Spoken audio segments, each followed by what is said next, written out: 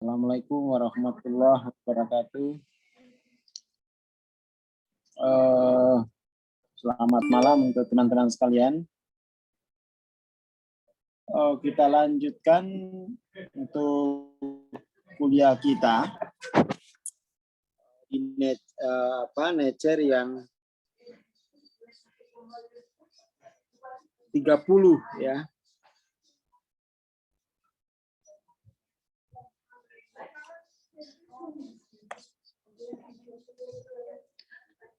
Jadi perlu selalu kita ulang-ulang ya soal hipotesis ya, soal hipotesis di dalam paradigma nonlinier. Dalam paradigma nonlinier, kita cara berpikirnya itu menggunakan model potensial aktual, bukan model sebab akibat.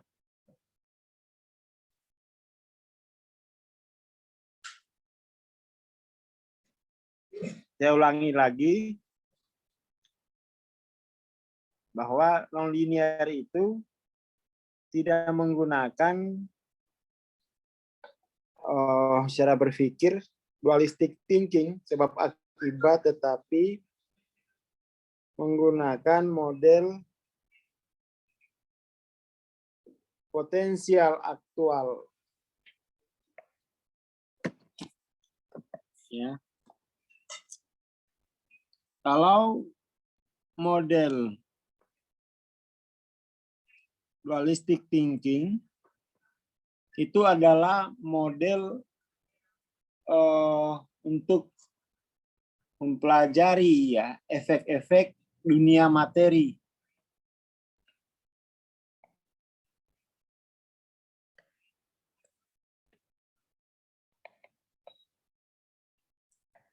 Sementara potensial aktual itu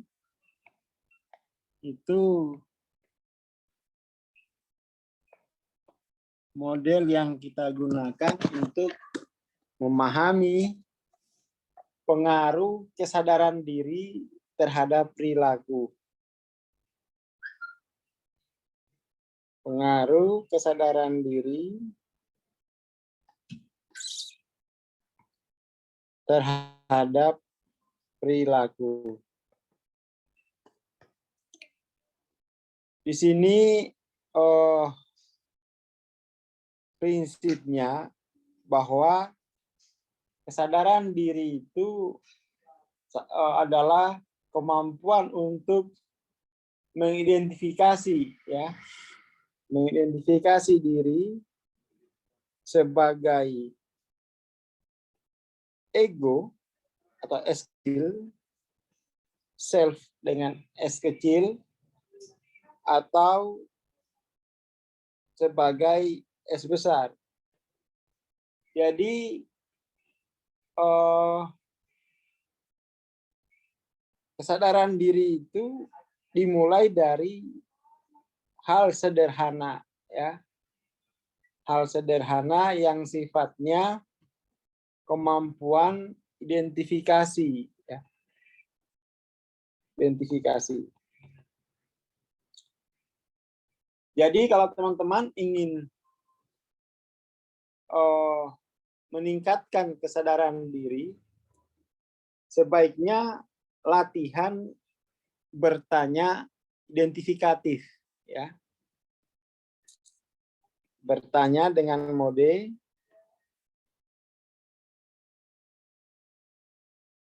identifikatif.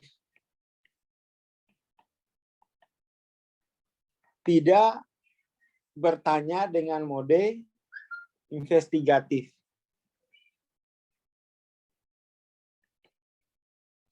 Investigatif. Bertanya model investigatif akan mengarahkan kita kepada model dualistik karena kita mencari penyebab eksternalnya, ya. Sementara bertanya identifikatif itu pertanyaan yang sifatnya distinktif, ya, pertanyaan yang sifatnya distinktif untuk diajukan kepada diri sendiri untuk menemukan atau membedakan kepalsuan dan kebenaran.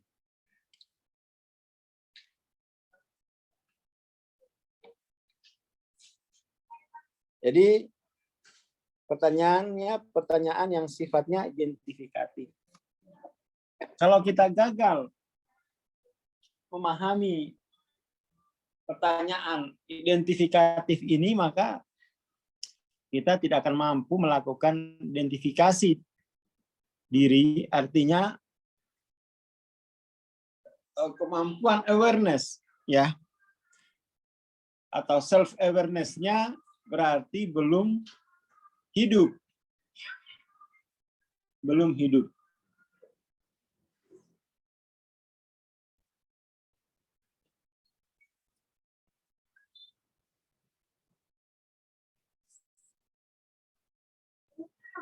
Seperti itu.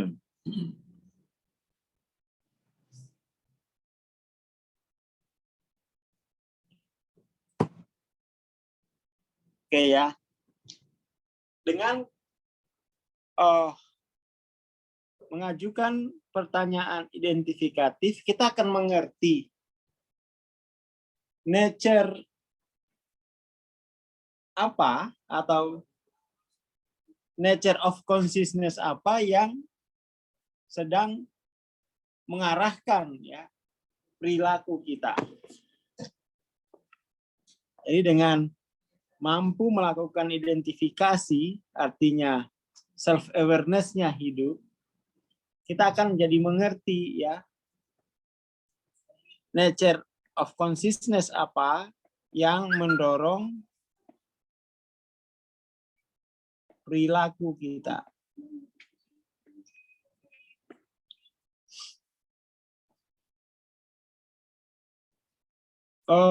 Di dalam peta kesadaran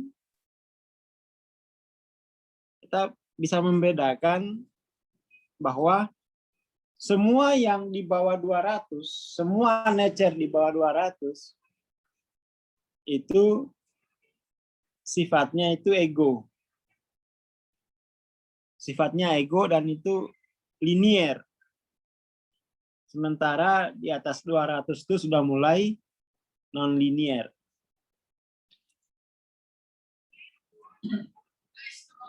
Nah,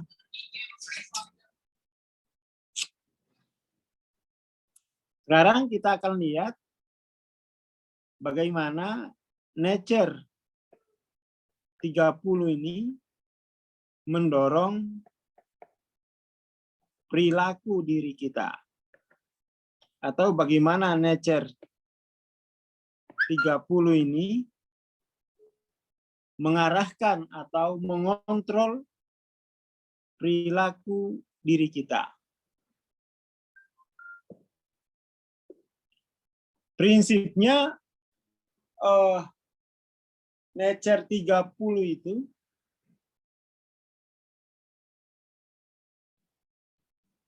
itu sifatnya melahirkan hukuman, ya.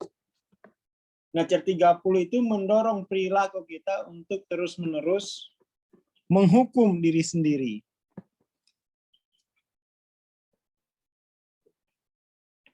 Menghukum diri. Ini adalah sebuah energi yang bisa kita sebut sumber kekejaman, ya. Self-kritik.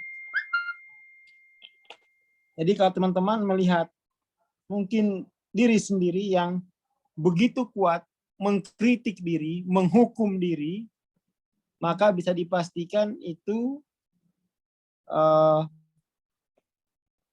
diri tadi sedang dikuasai oleh nature 30. Prosesnya itu self destruction, menghukum diri.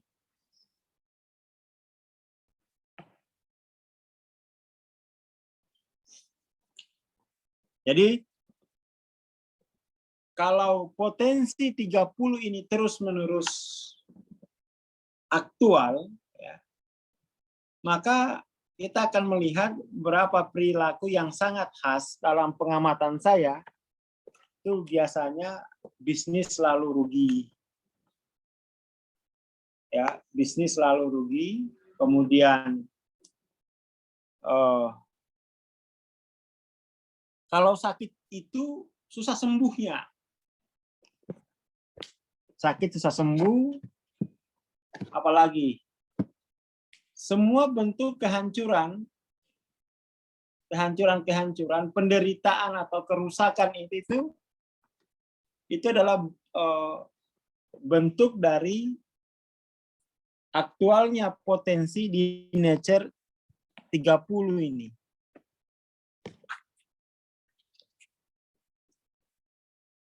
Seperti itu.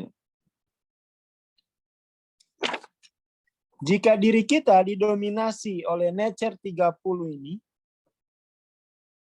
maka pikiran kita akan sibuk dengan konsep dosa.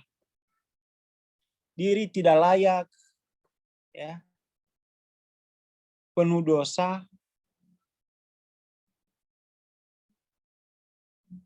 Jadi itu sebuah sikap emosional yang tidak kenal ampun, ya. Tidak ada pengampunan. Ada teman saya, ya, mungkin orangnya ini sedang nonton, itu apa namanya, terlibat konflik, ya, terlibat konflik dengan teman saya juga, yang kemudian itu ketika ditawarkan resolusi untuk damai, jawabannya enak aja main resolusi, ya, enak aja. Dia nggak terima gitu. Dia nggak terima bahwa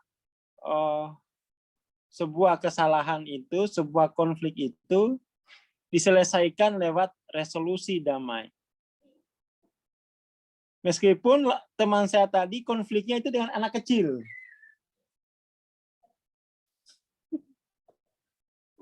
Dia konflik dengan anak kecil, lalu kemudian tuh melihat enak banget ya jadi anak kecil, ya, kesalahan diampuni. Sementara saya dulu waktu kecil salah diketok terus kepalanya. Jadi akhirnya tuh ada perasaan dendam terus-menerus. Ini kayaknya orangnya lagi ikut kuliah juga ini, ya. Ya. Yang perlu dipahami bahwa nature ini awalnya kan nature. Itu kemudian kalau dialami oleh seluruh secara kolektif, maka dia akan jadi culture, ya. Jadi teman-teman mungkin pernah mendengar tentang basic atau emosi dasar dari pengasuhan, ya, secara kolektif itu salah satunya itu culture, guilty culture, ya.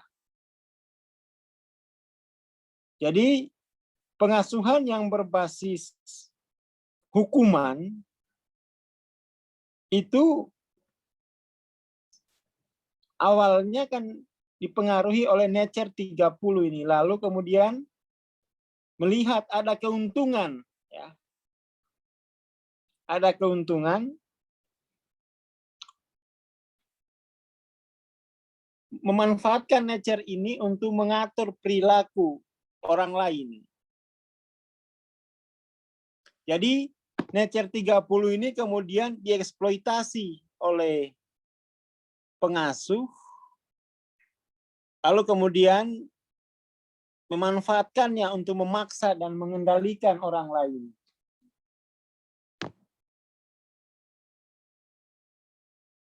Fokusnya adalah pada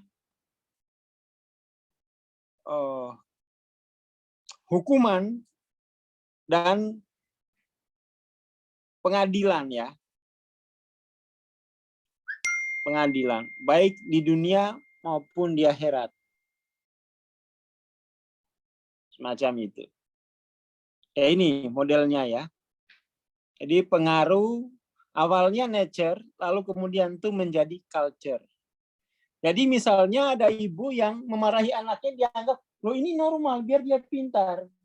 Dia tidak sadar bahwa itu adalah culture yang didorong oleh nature 30.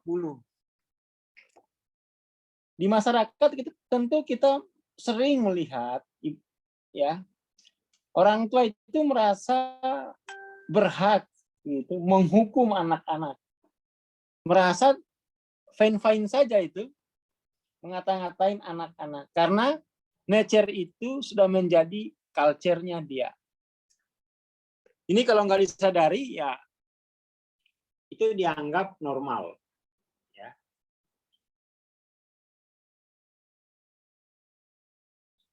Seperti itu.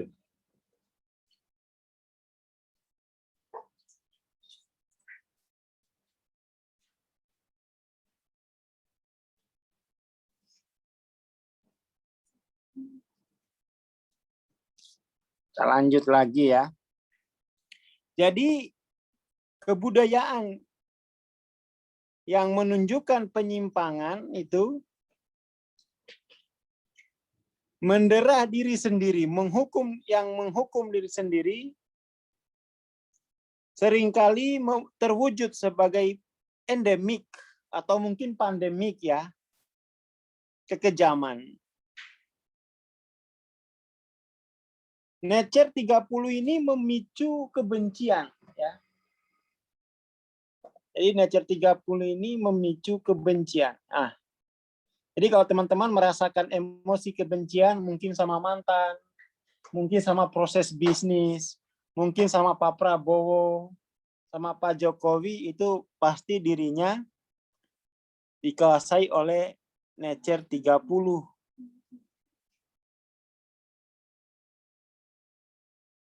Seperti itu.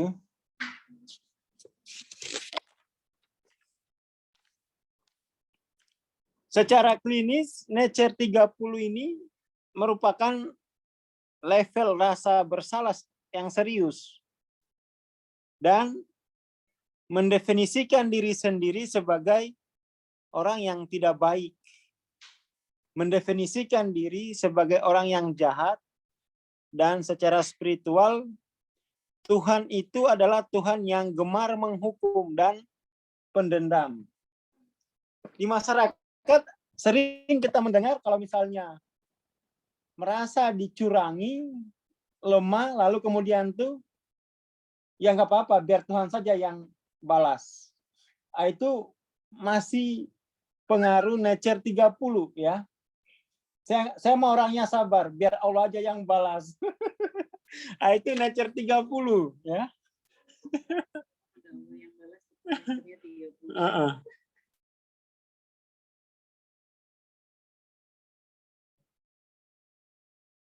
Jadi ini kita bisa melihat banyak ekspresi ya di dalam masyarakat yang masih ditenagai oleh nature 30 ini.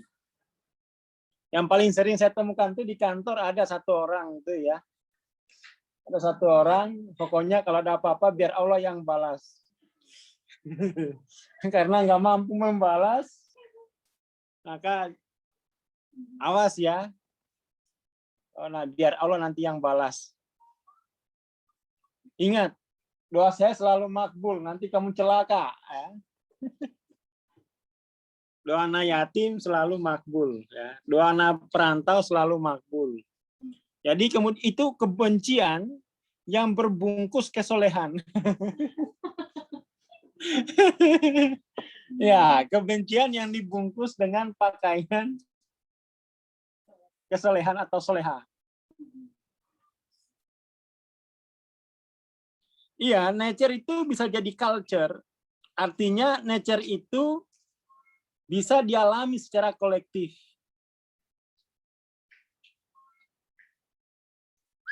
Kalau habit itu kan dialami secara pribadi. Kalau culture itu pasti dialami kolektif. Di dalam kesadaran itu tidak ada yang sifatnya individu. Pasti itu kolektif. Pasti kolektif. Halo Ko Ayung. Ada Ko Ayung nih ya. Ya, Ko Ayung masih kenal nggak orangnya yang kalau ada apa-apa biar Allah yang balas? Ada teman kita di PCI. Dulu masih LOC 150. Sekarang mah udah kona'ah. Jadi kalau kita bersalah sama dia, kita dikasih hadiah. Ada Ko Ayung nih ya.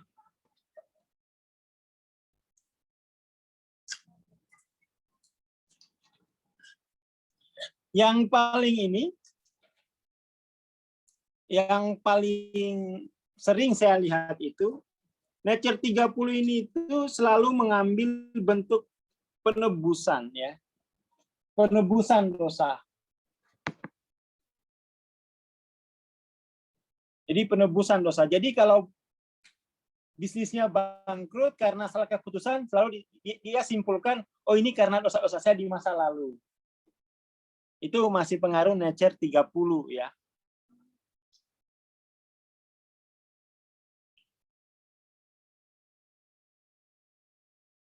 Biasanya kalau dia berdoa kepada Tuhan tuh di buku Hawking, maka doanya itu selalu dimulai, ya Tuhan, lihatlah penderitaan hamba-Mu ini.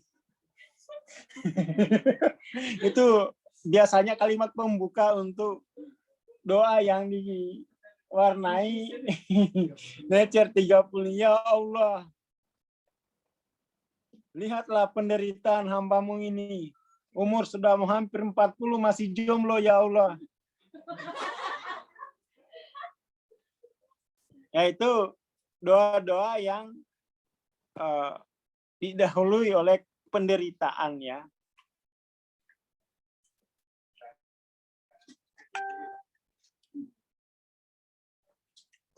Ya.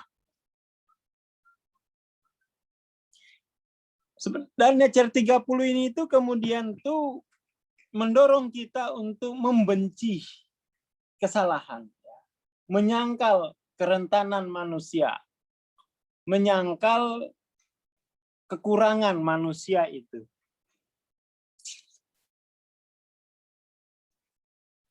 Nah, untuk melampaui nature ini, atau kemarin kan kita sudah ini ya, di nature 20 itu, doanya apa tuh? Di nature 25 kemarin doanya gimana ke Tuhan tuh? Kita cari dulu ya. Akan ada dia punya ujar-ujar tuh. Kalau di nature 50 kan Hawking itu, jika ada Tuhan maka tolong bantu saya ya. Itu kan dia udah kewalahan. Kalau yang 30 ini, permintaannya ke Tuhan itu dengan mengakui kerentanan diri. Ya kan? Bukan dengan menghukum diri. Ya Allah, lihatlah penderitaan hamba-Mu ini, bukan. Tetapi, ya Allah, tolong hamba-Mu yang rentan ini. Ya kan? Rentan, atau ini kemudian tuh doa-doa yang bersifat menguatkan. Bukan kemudian tuh doa-doa yang menghasrati penderitaan. Ya. Seperti itu. Jadi kalau di 25 kemarin itu kan menghasrati dosa, ya kan? menghasrati dosa. Jadi diri itu penuh dosa. Sehingga itu cara melampauinya dengan melihat bahwa Tuhan itu tidak tercemar oleh perbuatan dosa apapun dari makhluknya. Sehingga kemudian itu karena tidak tercemar itulah maka seluruh dosa itu diampuni jika dimohonkan ampun. Ya kan? Kan 25 kemarin. Tetapi yang 30 ini menghasrati hukuman.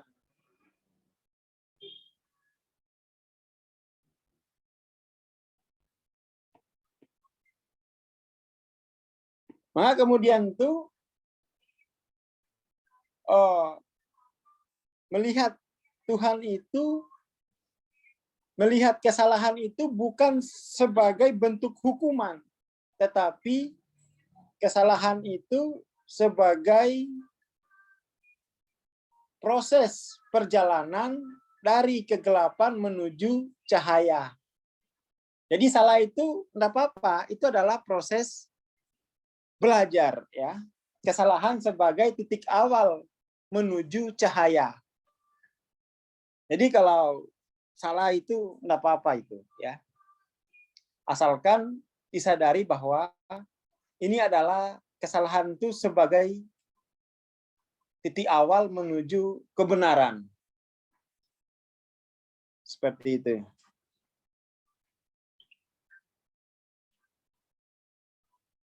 Jadi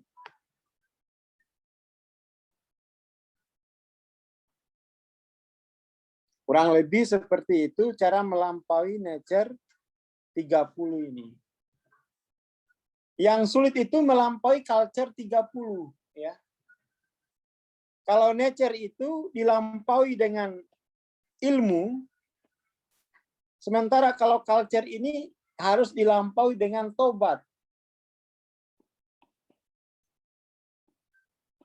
Jadi harus pintar-pintar itu menggunakan kapan sebagai ilmu, kapan sebagai taubat ya. Jadi awalnya kalau kita bermasalah dengan nature, diilmui itu langsung terlampaui. Tapi kalau culture itu diilmui, apaan loh? Jangan so pintar kamu ya. Dia harus dilampaui dengan taubah.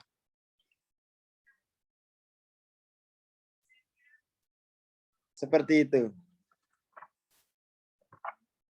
Jadi untuk melampaui nature 30 itu dengan menyadari bahwa kesalahan itu sebagai proses belajar.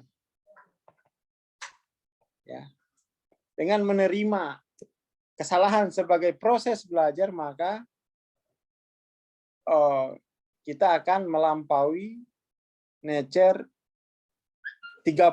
Tinggal kemudian tuh culture-nya. Kayaknya saya enggak saya banget deh kalau kesalahan itu langsung saya anggap sebagai proses belajar.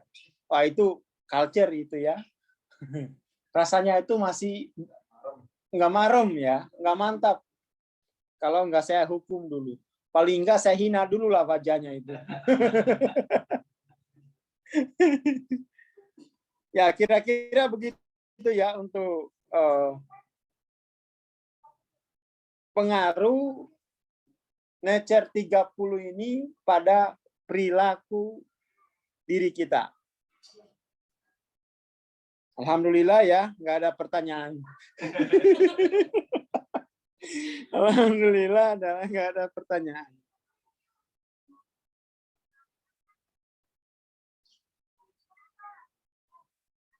Nah, ini kok dua orang jomblo memang makbul, maksudnya apa ini? Wah, ini nggak saya ukur LOC-nya ini. Saya tanda ini di PBL. PBL ini dari mana ini? Probolinggo ini, ya udahlah. Nanti nggak saya transendensin kalau ketemu. Saya catat nanti nomor ini, ID globalnya. Itu ciri-ciri yang nature 30. Ya. Nah, itu saya baru contohkan Nature 30 itu gitu ya. Jadi, oh ini PBL nih, Probolinggo ya, ID globalnya ada, kalau ketemu nggak saya transendensi. Dendam dia.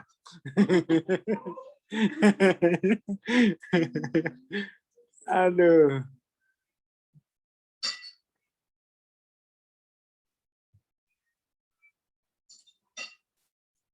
Ini ada pertanyaan dari Mas Didi M.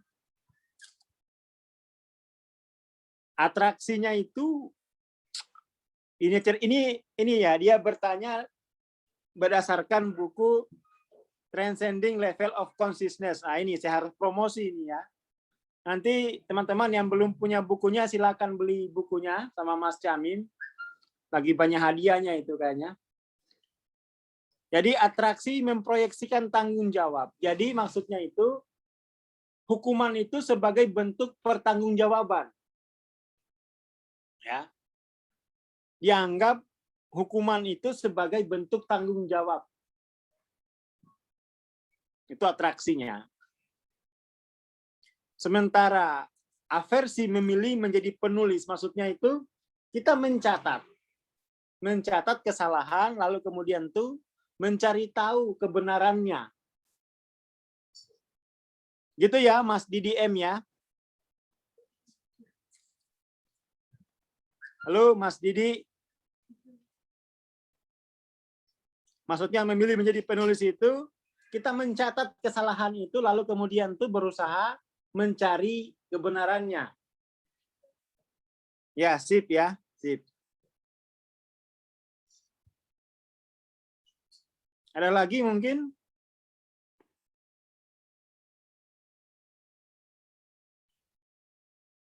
Alhamdulillah ya, udah selesai semua.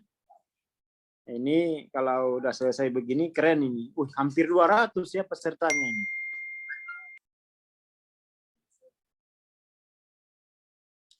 Mungkin ada yang ini ada yang japri ini ya. Bang, saya sih udah tahu ini ilmu abang nih ya, Nature 30, tapi saya nggak bisa menghentikan kalau saya nggak marahin anak itu, rasanya di dada kayak mau pecah. Banyak salat tobat. Itu culture itu ya. Itu punishment.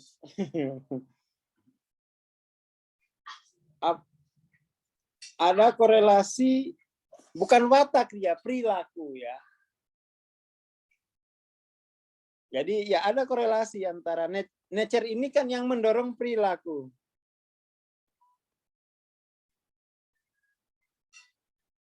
Jadi perilaku, kita nggak ngomongin watak, teori psikologi kayaknya itu ya.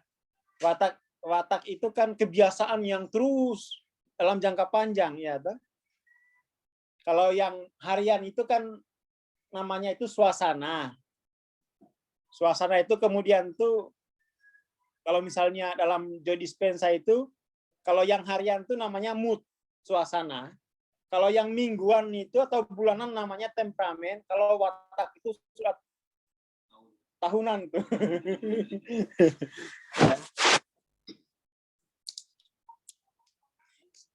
Jadi watak itu perilaku yang sudah akut, menahun. Ya. Seperti itu. Kalau PSN ini mana?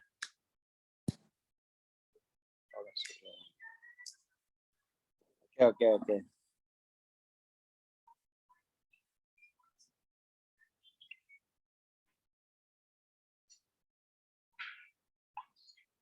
Udah ya.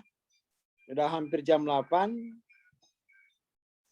Jadi ini malam ini kita mempertegas bagaimana melampaui Nature 30 ini. Bahwa kita perlu merangkul budaya baru, mengakui kesalahan sebagai proses belajar, bukan hukuman itu sebagai bentuk pertanggungjawaban. Ada kemarin teman saya itu nangis seharian karena nggak lulus. Itu karena menghasrati hukuman itu sebagai pertanggungjawaban. Ya, ada orangnya masih ada di sini. Jadi kalau nggak nangis tuh rasanya ini saya belum bertanggung jawab. Jadi pura-pura nangis itu sebagai bentuk pertanggungjawaban. Ini orangnya protes, nggak pura-pura Bang, aslinya cocok.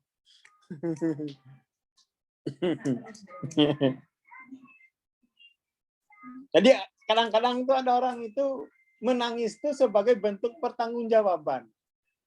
Jadi kalau nggak nangis, nggak dianggap ini saya terlalu nggak ada bukti pertanggungjawaban gitu. Ya. Nggak serius memahami kesalahan. Itu masih ada itu budaya begitu di masyarakat ya. Ini loh saya udah sakit juga gara-gara kesalahan ini. Itu memproyeksikan sebagai tanggung jawab. Nature 30 ini barusan. Ini di kantor malah ada peraga Nature 30. Ya harus dihukum ya kalau diingatkan nggak ini. Gitu. Kirain dihukum. Nggak ya, alhamdulillah. Oke ya, kita sudahi saja dulu ini. Terima kasih. Tapi pertanyaan masih banyak ini.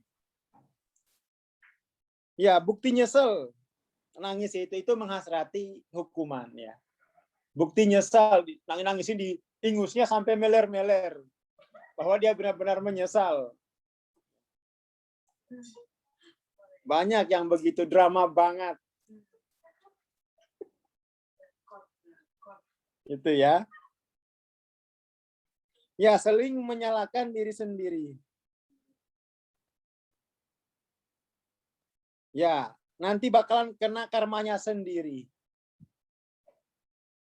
Sambil emosi, awas kamu ya, nanti kena karmamu sendiri.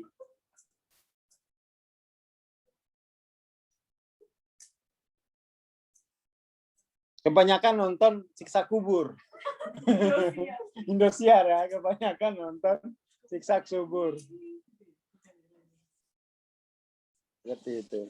Oke lah, terima kasih untuk malam ini. Poinnya jelas bahwa kesalahan itu, mari kita rangkul kesalahan sebagai titik awal menuju cahaya, ya, dari kegelapan menuju cahaya. Jadi tidak mesti dihukum. Assalamualaikum warahmatullahi wabarakatuh. Selamat malam. Waalaikumsalam. Selamat malam. Terima kasih Bang Aswar untuk sharingnya malam ini. Ya, sahabat kelas, untuk kelas malam ini kita akhiri sampai di sini. Kita ketemu lagi minggu depan di waktu yang sama ya. Untuk sahabat kelas yang mau rekamannya bisa akses ya melalui link yang saya bagikan ini. Semua sesi direkam dan dibagikan di sana ya. Jadi silakan di-save aja untuk linknya.